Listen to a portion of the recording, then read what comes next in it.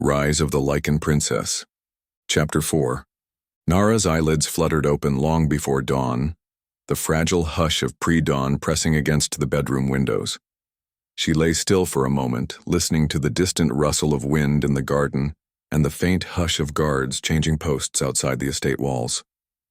Sleep had come in thin snatches, each dream sliding into visions of moonlit woods, of wolves howling just beyond her reach, of shadowy forms tugging at the silver chain about her neck.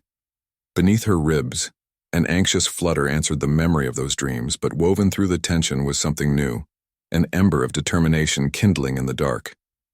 She rolled onto her back and stared at the ceiling's carved beams, letting one steady breath follow another. 5 nights until the full moon, until Celine's ritual attempted to free her imprisoned wolf. Even now Narah could almost sense that lost half of herself pacing inside some hidden cage, claws scratching walls she could not see. Fear prickled her skin at the thought of what might happen if they failed, yet the possibility of finally shifting pulsed brighter than dread. She was tired of being incomplete. A soft knock sounded. Narah slipped inside with the practiced quiet of someone long accustomed to tending anxious royals. She carried a folded wool shawl over one arm and a small porcelain cup in the other. Warm chamomile drifted through the air. "I heard you stirring," Maris whispered. "The house is still asleep, but I thought perhaps a calming brew would sit well on your stomach." Narah pushed herself upright, offering a grateful smile that felt fragile but real. "Thank you. I don't think I really slept." Maris set the cup on the bedside table, then draped the shawl around Narah's shoulders with maternal care. "Nerves are a stubborn thing. Drink slowly, dear. Chamomile won't banish every worry, but it takes the sharp edge off." Narah sipped, the warmth bleeding into her chest. "You must be used to frightened royals," she said with a self-deprecating chuckle. "Does everyone panic before important rituals around here?" "Everyone panics before anything that matters," Maris replied. She brushed a strand of hair behind Narah's ear, as if she'd done so since infancy. "Courage isn't the absence of fear. It's the will to keep moving through it." Narah held the cup in both hands, letting Maris's words settle. "I've been afraid my whole life," she murmured. "Afraid of never shifting. Afraid of never being enough. But this is the first time the fear feels useful." Maris's smile deepened. "Then let it sharpen you, not break you. The king has ordered a light breakfast in the sunrise salon. Will you join your brother?" "I will." Narah placed the empty cup on the tray. "Thank you, Maris." She dressed quickly in a simple linen blouse and fitted trousers suited for the early morning chill. When she opened the door, Lucien waited in the corridor, arms crossed loosely, his relaxed posture at odds with the protective gleam in his eyes. "Couldn't sleep?" he asked. "Barely." Narah forced a rueful smile. "You?" "Not much." He offered his arm. "Come on. The Sunrise Salon lives up to its name." They walked in comfortable silence until golden light unfurled across marble floors ahead. Tall windows framed the awakening horizon, painting the room in hues of apricot and rose. A small table near the balustrade held bread, honey, cheese, and 2 steaming mugs. Lucien pulled out a chair. Narah sank onto the cushion, folding her hands in her lap. "I keep thinking of what Celine said, about enemies who thought I was dead. Does it frighten you?" Lucien tore a piece of bread and spread honey over it. "It angers me more than frightens me," he answered. "Anyone who tries to harm you will face all of us. You have parents who command alliances, a brother who can shift into a half-formed grizzly if pressed, and a household full of guards who follow Elias's every word. Don't forget that." His confidence steadied her. She accepted the bread he offered and took a bite. "I still feel out of place," she admitted softly. "Yesterday the king and queen told me little stories about when I was small. I want to remember, but the memories come like water between my fingers." "Give it time," Lucian's tone gentled. The ritual may unlock more than your wolf. Until then, ask whatever you need to. They've waited years to share. Narah finished the bread, savoring the honey's sweetness. Will you be with me during the ritual? Breathing down your neck, he promised, and she laughed. A quick, honest sound that eased the heaviness between her ribs. Later that morning, she found her parents waiting in a library whose shelves soared 3 stories. Sunlight cascaded through a skylight, catching dust motes and illuminating gilded spines. The king closed a leather-bound volume and rose, his smile gentle but tight at the corners, as though he too carried nerves he would never voice. Come sit, he said, and guided her to an upholstered settee. The queen joined them, folding her hands over Narah's. For a while they simply talked, of small family traditions, of Narah's first words, apparently a garbled version of Lucian's name, of the summer she learned to toddle across these very floors chasing fireflies that servants had led into the great hall. Narah listened, absorbing each detail like precious rain on parched soil. She asked about her grandparents, long since gone, and her mother recounted tales of a grandmother who sang lullabies in 3 languages, weaving stories of moonlit forests and warriors who protected royal blood. When Narah finally voiced the question knotted inside her, what if my wolf emerges and I can't control her? The king rested a reassuring hand on her shoulder. You will never face that alone, he said. Every Lycan wrestles with the first transformation. We will stand guard. And if needed, Celine will calm the energies before they overwhelm you. His reassurance seeded a steadier faith than her own anxious thoughts could muster. She hugged them both, feeling their hearts beat strong beneath a royal garb. Beyond library walls, Talia waited with infectious energy. She beckoned Narah toward a training courtyard sheltered by vine-laden pergolas. The air smelled of fresh hay and sun-warmed stone. Talia tossed her a wooden practice staff. Simple stretches first, she said. Keeps you limber until you can shift. They moved through a series of bends and lunges. Talia chatted about her first shift at 12, how she'd broken a priceless vase in the process and spent weeks apologizing to every servant who'd cleaned the shards. Narah laughed, breath clouding in the crisp air, tension unwinding from her muscles. They circled each other with staffs, light taps echoing as Talia demonstrated stances designed for balance. After a stumble, Narah regained footing, blocking a gentle swing. Her pulse quickened, not from fear but exhilaration at each tiny victory. Between bouts, Talia shared breathing techniques, ending with a playful bow that left them both grinning. When they parted, Narah felt pleasantly sore and for the first time, strong in body as well as heart. Miles away, Cole wiped sweat from his brow inside the pack's communal storehouse. Barrels and burlap sacks towered around him, but the emptiness left by Narah's absence pressed heavier than any load. He remembered her patient voice on inventory days, remembered how she'd scolded him lightly for carrying too much at once, then smiled in apology. Without her presence, the lower omegas seemed lost, whispers skittering like dry leaves.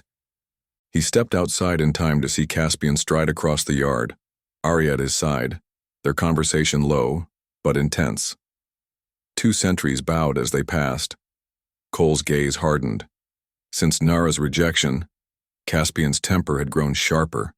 Nights were filled with arguments about border patrols and alliance debts. Omegas bore the brunt, their chores doubled, their mistakes punished. A young boy approached Cole, voice trembling. The beta says we're to clear the North Pen by sunset. There's talk of a new inspection. Cole placed a reassuring hand on the boy's shoulder. We'll handle it, he said, but inside he simmered. Every extra burden reminded him of Narah, how she had shielded younger wolves with gentle words, how she had stood alone in the courtyard when Caspian stripped her title. That image had etched itself into the spirit of many Omegas. In hushed corners they now spoke of fairness, of choosing loyalty wisely. Cole didn't yet know what form resistance would take, but he felt something gathering, a quiet refusal to accept cruelty much longer. Back at the Lycan estate, dusk deepened into mauve shadows. Elias secured the south perimeter, lantern in hand, eyes narrowing at signs few others would notice. A bent stalk along the fence line, faint impressions in damp earth where none should be. A whiff of foreign wolf scent dispersed on the breeze. He followed the trail to an outer copse and knelt, brushing fingers over claw marks scored into bark. Not rogues, he thought. Too tidy, too deliberate. Someone wanted to be seen, by the right eyes. He rose and strode to the guard tower, where Lycan conversed with 2 watch captains. In concise words, he reported the findings. Lucian's jaw tightened. "Double patrols," Lucien ordered. "Keep archers on the eastern ridge." Then more softly, "Elias, thank you. We'll not let any threat take her from us again." Narah knew none of this yet. She wandered alone beneath lanterns lining a quiet terrace garden, drawn by the lilting hush of a hidden fountain. Crickets sang in the hedges, and moonlight traced silver across stone benches. She paused at the fountain's edge, fingertips grazing cool marble. A melody drifted on memory, a voice humming a lullaby she could almost place. Soft as down, gentle as nightfall. Her breath caught. Tears pricked her eyes. She closed them and saw a warm lap, saw her tiny hands clasping strands of dark hair that smelled of lavender soap. The image flickered, grew sharper. Her mother, much younger, laughing softly, rocking her beneath constellations. The memory vanished, leaving an ache both sweet and raw. Narah pressed a hand to her chest. How many more fragments waited inside, sealed behind the same barrier as her wolf? She opened her eyes, wiping damp cheeks, and whispered a promise into the garden's hush. Whatever the cost, she would reclaim those lost pieces. Later, she joined Celine in a circular study lit by chandelier candles and lines of chalk sigils on the polished floor. Celine motioned her inside. "Stand here," the mage instructed, her voice even. "Breathe from your diaphragm. The ritual draws on the subject's own will as much as mine." Narah obeyed. Celine placed a hand over the necklace, murmuring words that vibrated like distant thunder. Faint blue light pulsed from the pendant. "Your soul is strong," Celine observed. "That favors us, but strength can break against walls built of cunning. You must focus. Picture the barrier inside you as a locked gate. Picture your will as the key." Narah inhaled slowly, envisioning ancient iron yielding to steady pressure. She felt a flutter in her core, a ripple of restless energy that might have been her wolf's faint stir. Celine withdrew. "Good," Celine said. "For the ritual, you will stand within a triple circle of salt and silver. Your family will anchor the protective wards. I will direct the unbinding. If pain becomes unbearable, speak. If your emotions surge, cling to a loved one's voice. The enchantment may defend itself. Fear can feed it. Resolve starves it." Narah nodded. Resolve rang through her bones like a tempered bell. "I won't hesitate." Celine's expression softened by a fraction. "I believe you." Night marched on. The full moon climbed silver and ripe above the tallest spires. At its zenith, the family gathered in a secluded meadow behind the estate where ancient standing stones jutted from earth like silent sentinels. Lanterns hung on hooks illuminating concentric circles traced in salt and powdered silver. A scent of crushed sage wrapped the air. Narah stepped into the innermost ring, barefoot upon cool grass. Lycan, Talia, and Elias formed a triangle outside the circles. The king and queen stood opposite Celine, where her ritual table held crystals and a bowl of water shimmering with runes. Maris, though not required by magic, refused to remain indoors and knelt on the meadow's edge, fingers interlaced in prayer. The moonlight drenched Narah's skin, seeping into veins like liquid frost. She shivered but kept her stance steady. Celine raised her arms, chanting in a language older than any kingdom. The standing stones glowed faintly, absorbing and amplifying the chant until the night hummed. Blue-white tendrils of light spiraled from Narah's necklace, coiling up and anchoring to the silver marks beneath her feet. Each pulse drew a gasp from her lips, pain, sharp but fleeting, like splinters sliding free of flesh. The pendant heated, then chilled. She felt pressure inside her chest, swelling like a storm cloud. Her heartbeat thundered in her ears. Lucian's voice drifted through the roar. "Breathe, Narah. Remember the key." She pictured that iron gate again, pictured her hand guiding the key into the lock. The pressure intensified. She gritted her teeth, sweat beading along her brow. Celine's chant climbed in pitch. Light flared in a corona that lit treetops. The king's deep voice joined, speaking words of ancestral power that braided through Celine's spell like steel thread. The ground seemed to tilt. Narah's vision fuzzed at the edges. A crack like ice splitting rang out. The necklace blazed white. Blinding. Narah cried out as a paradoxical rush swept through her, agony and exhilarating power intertwined. Then from the darkness beyond the clearing a horn sounded, short, sharp, urgent. Elias jerked toward the tree line. "Intruders!" His shout sliced through ritual focus. Chaos erupted.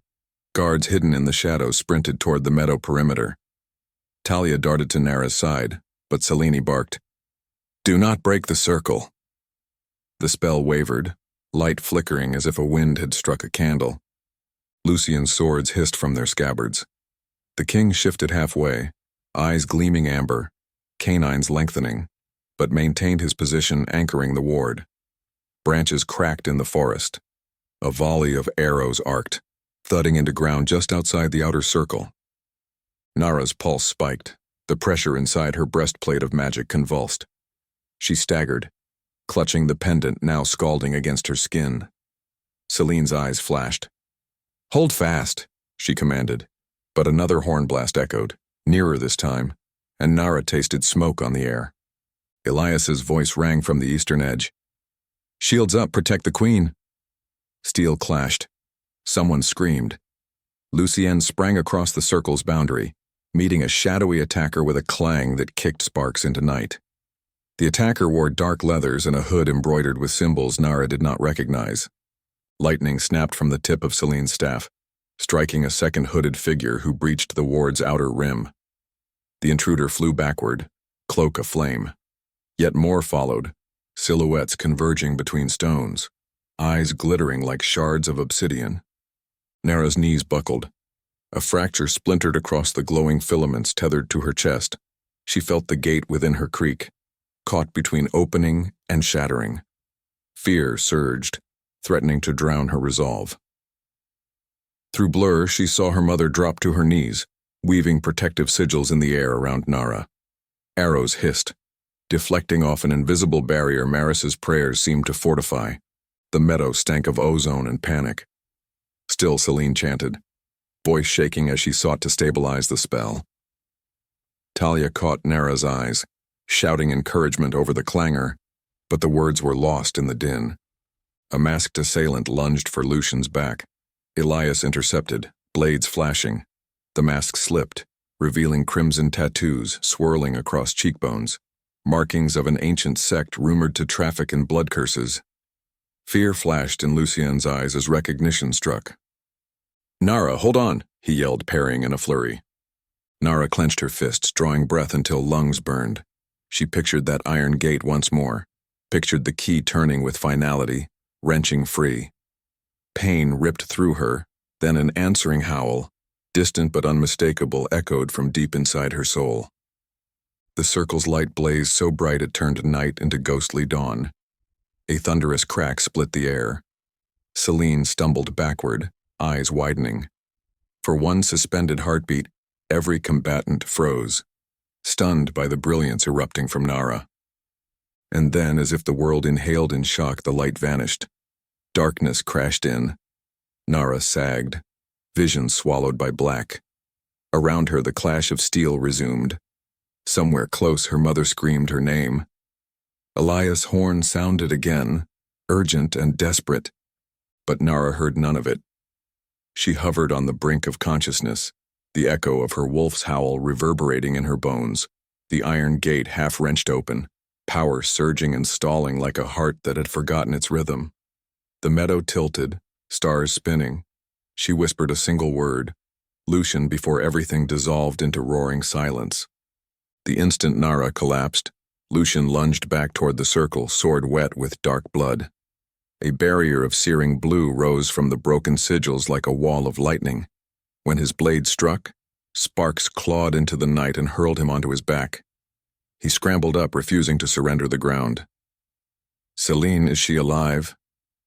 The mage pressed trembling fingers to Narah's throat. "Pulse still here, faint," she hissed. "But the spell has unraveled. I can't finish while she's unconscious. We must fall back to the strong room." Talia, face streaked with soot, pulled Narah's limp arm over her shoulder. Maris appeared at the other side, surprising them with her strength. The king stood between his daughter and the encroaching attackers, half-shifted and radiating fury. One hooded figure darted forward. The king's clawed hand slammed him into a standing stone, and bone crunched like dry twigs. Elias's whistle cut through the chaos. Royal guards, archers, spearmen, half-shifted warriors poured from the trees in response. 24 enemy shapes wavered, reconsidering. Lucian used the moment to carve a path toward the forest edge. "Retreat to the eastern hall," he roared, parrying another blade. "They want Narah. Deny them." Celine sketched a sweeping sigil in the air. Crackling light erupted, knocking 3 cloaked enemies sprawling. She pivoted and cloaked the retreating party in a shimmering ward of violet haze. The queen bent low, whispering a prayer over Narah's forehead, while Maris and Talia bore her across the grass. Behind them, arrows thudded against bark and stone. The attackers loosed a last volley, then melted into the tree line, their horn signals fading west. Lucian started after them, but Elias grabbed his arm. "They know the woods," the guard captain warned. "Pursue and we risk ambush. Secure the princess first." Lucian scanned the clearing. Guard bodies lay still amid scorched earth and scattered salt. 3 intruders smoldered where Celine's lightning had flared, tattoos glowing faintly, as if drinking the moonlight even in death. He sheathed his sword with a snarl. Inside. Now. They crossed torchlit corridors that thrummed with alarm bells. Doors slammed. Iron bars dropped. The estate became a fortress. Within a vaulted strong room lined in ward-ruined silver, Celine ordered Narah laid upon a prepared couch. Lanterns bathed stone walls in trembling gold. The mage's hands hovered over Narah's chest. "Her wolf is stirring, but tethered mid-awakening," she muttered. "If we cannot stabilize her soon, the backlash may crush her heart." Lucian knelt, grasping Narah's cold fingers. "Tell me what you need." "Quiet, clean water heated, quartz wands, 2 sprigs of lunar sage." Celine rattled off. Talia sprinted away to fetch supplies. Maris pressed cloths to Narah's clammy brow. The queen uttered soft, rhythmic words, weaving a lesser ward of calm around her daughter. Elias stationed guards at every corner, eyes like flint. Minutes crawled. Celine traced sigils of silver light across Narah's sternum. Each symbol pulsed, dimmed, bled into the next. Narah's breaths grew steadier, though her eyelids fluttered in dreams. Lucian watched, jaw clenched. For a heartbeat, he felt the estate tremble. Perhaps phantom, perhaps remnants of broken spell. He thought of the cloaked assassins, their crimson tattoos, the old stories of blood-curse cults sworn to eradicate royal Lycans. Fury bubbled, but he buried it beneath protective resolve. He leaned close to Narah's ear. "Hold on, little sister. Your wolf is almost free. I'm right here." Her lashes quivered, a low growl, soft, more breath than sound escaped her throat. Lucian's eyes burned. Celine exhaled as one final sigil locked into place with a crystalline chime. The mage sagged, sweat gleaming on her temples. "For now she is stable," she said. "The gate within her remains half open, but her life is no longer in danger tonight. When she wakes, we will decide if a second attempt is possible." The king placed a massive hand on Lucian's shoulder. "We will marshal every ally," he vowed. Whoever dared breach our grounds will not escape justice. Elias nodded grimly. I have men tracking blood trails already. Lucian rose, surveying the silent ring of defenders encircling Narah. In the lantern glow, her face looked peaceful, yet beneath the skin something flickered, like distant lightning behind clouds, promising storms to come. He squeezed her hand again. Beyond the thick silver-etched doors, night deepened toward dawn. Somewhere in the forest, enemy horns faded into uneasy quiet, carrying news back to hidden masters that the lost princess yet lived, and that, despite their strike, the wolf within her had stirred. Narah slept, poised on the razor's edge between human and Lycan, between memory and destiny. Around her, the estate braced for siege, and across the world old foes awakened to unfinished war. But in the stillness of that guarded strong room, every heartbeat of her family declared the same vow. When the gate opened fully, she would not walk through it alone. The candle flames trembled once, then steadied, keeping watch until morning. Hours crawled by while Narah slept. Celine remained nearby, eyes half closed in silent meditation, keeping gentle magic humming around the silver sigils. Lucian paced like a caged cat until Maris coaxed him into a chair beside the couch and pressed a mug of broth into his hands. He drank without tasting, gaze fixed on Narah's unmoving face. When at last the moon sank and pale dawn seeped between high embrasures, Narah stirred. Her fingers twitched, and a low, questioning sound slipped from her lips. The queen leaned forward instantly. I'm here, she whispered. Narah's eyelids fluttered open. For a heartbeat, her eyes were glazed, lost between dream and waking. Then they focused on her mother's face. Relief washed through the room like a sigh of wind. Lucian clasped her hand. You scared us. What happened? Her voice was a scrape of breath. Celine explained gently, sparing no detail about the attack or the unfinished ritual. Narah listened, eyes widening at each revelation. When Celine described the crimson-tattooed assassins, a shiver rippled through Narah's frame. I felt them, she murmured. In the light, shadows tried to pull me back. Lucian tightened his hold. They failed. Celine knelt beside the couch.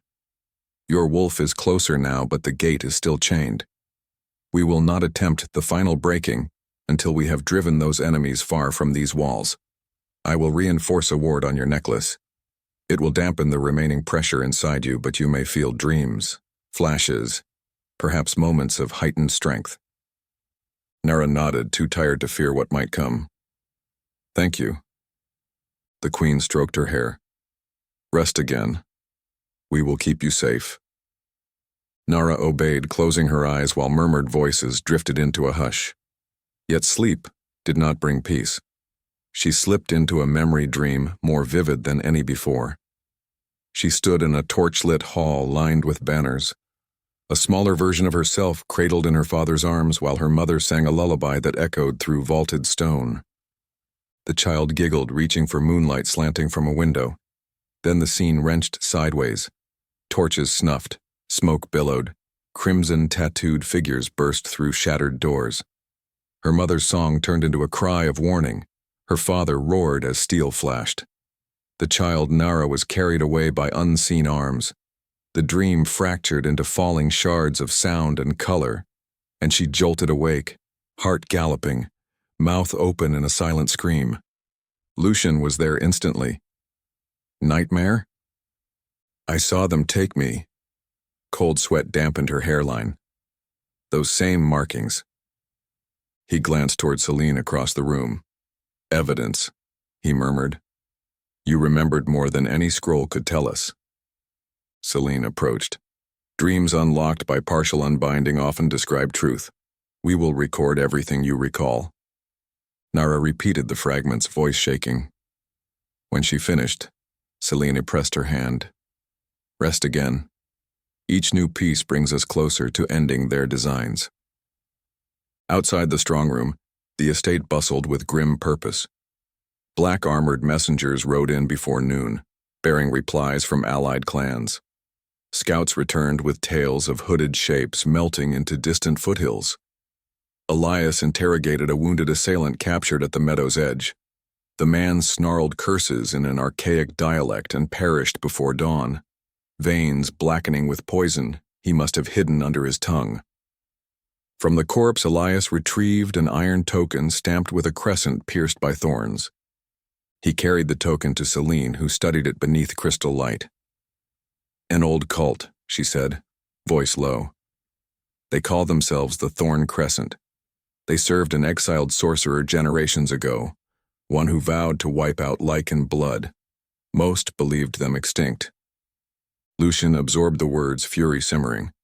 "Extinct, yet they broke our wards." "They must have waited for the lost princess to resurface," Celine replied. "The old prophecies spoke of a moon-born daughter whose wolf would unite scattered lines. Killing her before her ascension would fracture any hope of alliance."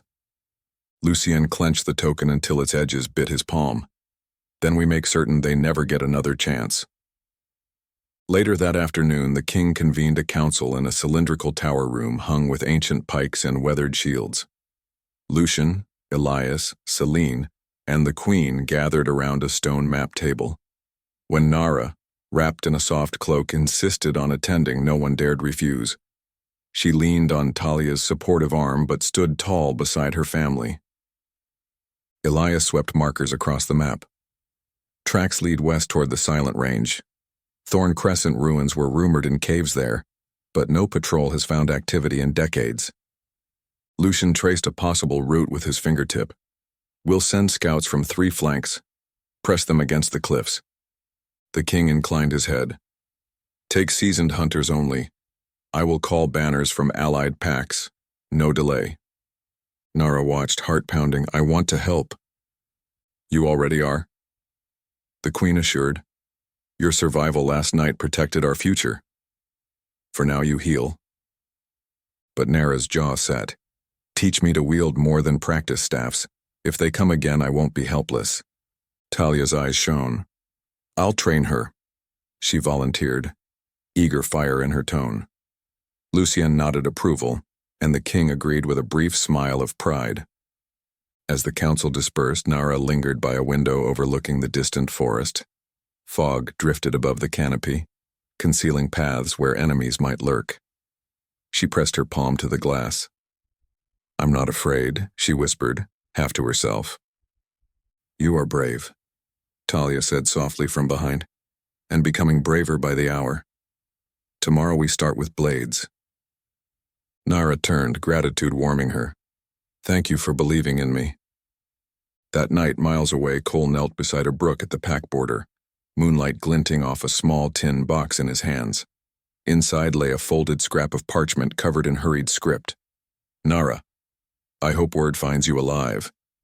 Things worsen here. Many of us remember your kindness and wish for change. If you are safe, know you are not forgotten. Cole." He hesitated, knowing a messenger hawk might be intercepted, yet he had overheard traveling merchants speak of a friendly outpost beyond the neutral zone, a place where letters reached distant courts. With a decisive breath, he sealed the note, tucked it under a flat stone in a hollow log, a secret drop point used by traders, and prayed the forest spirits guided it. Back in the pack's central house, Caspian paced before a cold hearth. Arya reclined nearby, twirling a silver comb. "Restless?" she asked. "Something gnaws at me," Caspian muttered. "I thought discarding Narah would solve dissent, but Omegas whisper more than ever. And these reports, hooded killers sighted beyond our borders, traveling east." He rubbed his temples. "If trouble finds us, council will blame me." Arya's gaze cooled. "Then tighten your grip before they sense weakness. If the Thorn Crescent stirs again, they'll strike the royals first, not us. Let them tear each other apart." Caspian stared toward the dark window, uneasy.